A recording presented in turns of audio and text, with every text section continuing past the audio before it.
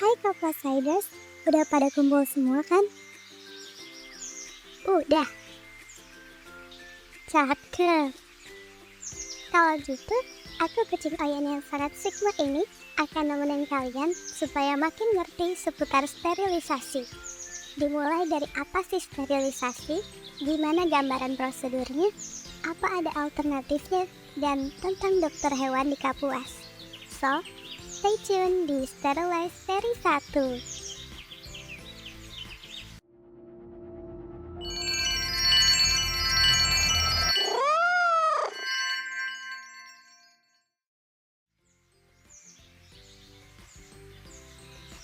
Jadi, apa sih sterilisasi itu? Sterilisasi pada hewan sendiri yaitu tindakan untuk mencegah terjadinya reproduksi melalui prosedur pembedahan atau operasi. Walaupun terdengar menakutkan, tapi dengan melakukan tindakan sterilisasi ini justru akan meningkatkan kualitas hidup hewan peliharaan seperti mencegah penyakit genetik maupun menular dan meningkatkan kondisi kesehatan. Lalu, bagaimana dengan resikonya?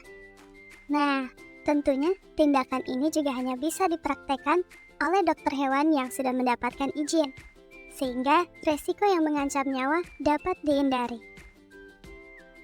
Sekarang, masuk ke bagian yang ngeri-ngeri sedep nih. Cuman, jangan khawatir, pembahasan selanjutnya perlu kita ketahui agar kita semakin paham bagaimana tindakan sterilisasi dipraktekkan.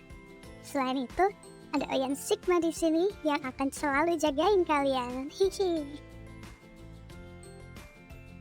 Nah, pada prosedur sterilisasi ada 3 bagian, yaitu persiapan, penindakan, lalu terakhir perawatan setelah penindakan.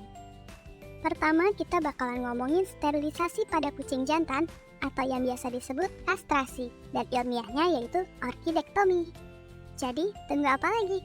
Kita cus ke bagian persiapan. Sebelum melakukan tindakan sterilisasi, dokter hewan akan terlebih dahulu menyampaikan apa yang perlu dipersiapkan kepada para pet owner. Yang pertama dan paling penting, yaitu kucing harus dalam kondisi sehat. Karena proses pembedahan membuat kucing rentan terhadap penyakit, maka kondisinya pun harus benar-benar prima agar tidak terjadi komplikasi setelahnya. Kemudian, minimal berusia 5 hingga 8 bulan. Apabila lebih muda, organ reproduksi masih belum berkembang, membuat prosesnya sulit untuk dilakukan. Terakhir, kucing tidak boleh makan dan minum semalam sebelum hari penindakan. Hal ini dilakukan untuk mencegah kucing tersedak oleh muntahan yang berasal dari efek samping obat bius. Setelah melakukan semua tahap persiapan, maka kucing siap untuk dibawa ke dokter hewan dan dilakukan penindakan. Pertama-tama, dokter hewan akan menyuntikkan obat bius dan setelah tidak sadar, area operasi akan dibersihkan hingga steril dan aman untuk dibedah. Karena kasusnya pada kucing jantan, dokter hewan akan mencari testis yang berjumlah 2 dan secara terpisah masing-masing kiri dan kanan terbungkus oleh selaput. Setelah ditemukan, dokter hewan akan memisahkan testis sejati dengan selaput yang mengantonginya. Kemudian, mengikat pembuluh darah dan saluran bernama ductus spermaticus agar tidak terjadi pendarahan dan sebelum akhirnya dipotong. Setelah kedua testis sejati didapatkan, maka dokter hewan akan mengembalikan bagian yang diikat ke tempat semula dan mulai menjahit jaringan kulit. Penindakan sterilisasi kucing jantan atau kastrasi pun selesai. Dan kita sampai ke tahap terakhir, yaitu perawatan setelah tindakan sterilisasi. Pada tahap ini, rata-rata kucing masih belum sadar, sehingga dokter hewan akan memasangkan corong untuk menghindari kemungkinan kucing mencilati luka, lalu mengatur posisi kucing seperti ini. Hal ini bertujuan agar daerah jahitan tidak basah terkena air seni, yang biasanya otomatis keluar pertanda akan segera sadar. Kandang yang digunakan pun juga harus bersih dan lengkap dengan pakan basah serta air minum. Terakhir, setelah kucing sadar dan mau makan, dokter akan memberikan resep obat anti radang yang harus diberikan rutin oleh pet owner agar luka operasi lekas pulih. Dan prosedur kastrasi pun selesai. Nah, dari Sigma dan Skibidi isi kan teman-teman? Wah, iya ya, kucing Oyen emang jago yappy. Tapi aku salut karena kamu udah mau steril dan gak berkelahi lagi kayak dulu, Yan. Hihi, udah aku duga kalau ini putih. Iya dong, apa sih yang gak buat kamu? Ternyata masih ganjen. Well, karena tadi Oyen udah jelasin soal kastrasi, sekarang aku bakalan jelasin soal ovariohysterectomy atau sterilisasi pada kucing betina. Bedanya apa tuh? Lebih mahal. Wah, to the point banget. Mahal di sini juga bukan tanpa alasan.